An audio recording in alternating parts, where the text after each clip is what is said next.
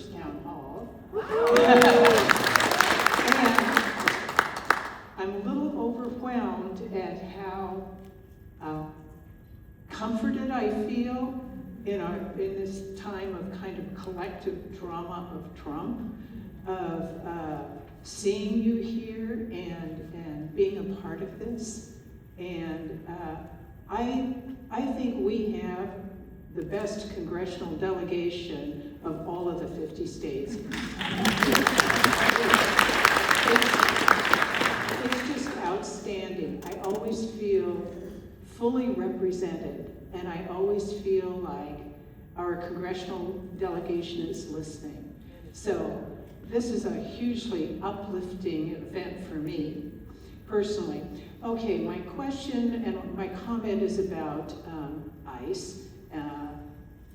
A couple of things. One is, I'm real concerned that we put in place these limitations in, you call it the package, but I need for there to be consequences for not obeying the law. Yes.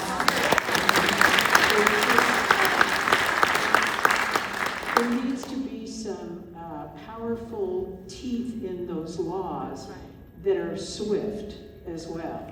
It's not like a long, drug-out process. It's like, no, you screwed up, you didn't follow the law, what you did flew in the face of the law, and the consequences are quick and immediate.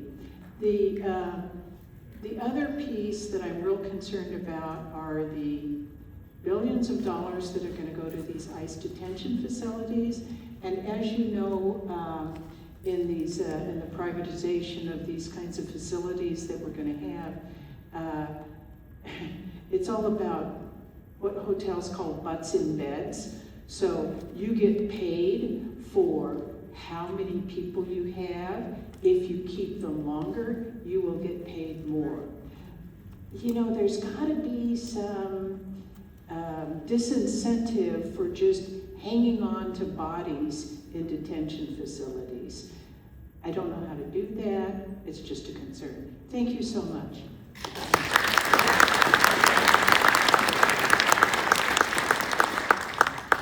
Number one, never let them get comfortable. Don't let them get off the plane here. Don't let them set up shop here. Don't let them eat here. Don't let them sleep here. Don't let them be comfortable here. Second part, my opinion, I think the courts have been too nice. People should have been held in contempt, and the lawyers should have been locked up. They should have been. And so I think the courts are finally starting to see, like, oh, maybe this isn't a game. And I think the other day when the attorney said, you know what, I'm just tired. I think that was a turning point, right? Because she basically admitted that the country has not set up a fair and judicious process for the people that they have kidnapped. It hasn't happened. And so to me, it is one thing to say something is wrong. It's another thing for your state to be fertile ground for this behavior to happen in. So we can't let it take root in Oregon, and we shouldn't let it take root in Alabama, or Louisiana, or Texas, or Mississippi, or Ohio. That is how we use those neighbor networks. That is how we use the Chamber of Commerce. That's how we use zoning, unfortunately. That's the tool we have at this point. That's how we use our basic everyday workers. If you want to see some ride or die soldiers, come into a restaurant and try to attack the workers. They'll have none of it, right? So these are the kind of the grassroots way we have to fight back. But I would encourage you to share your thoughts with the judicial branch, because they are the ones right now that can put they can put an end to a lot of this.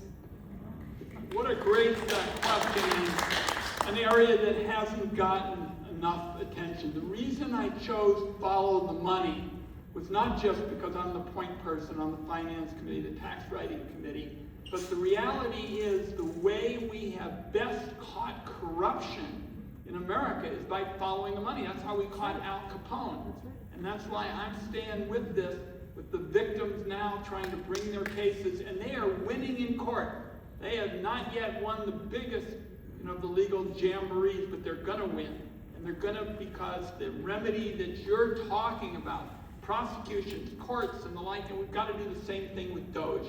The reason I feel so strongly about Doge is nobody even knew about it until a whistleblower tipped us off. We called the New York Times up at 3 in the morning, and Musk got out of town within 2 days because he knew that there would be a lot of attention given him hanging around. So the point really is, you've got to have remedies. In other words, you talk about the problem, but you've got to have a deterrent. And with respect to Epstein and Doge and some of these areas where they're big money, this is where the opportunity is, and we've got to show you, and we will. That's what the follow-up is going to be all about, is prosecuting people. And it's not just going to be those, but it's going to be things like Trump's crypto outrage. What a mess.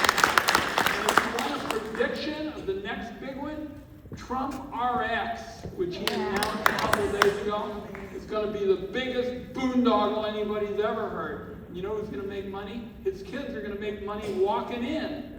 Literally walking in. They've already been talking about it. The Commerce Secretary, the Commerce's kids. So we've got to catch these, as the Congresswoman said early on, and I'm all in.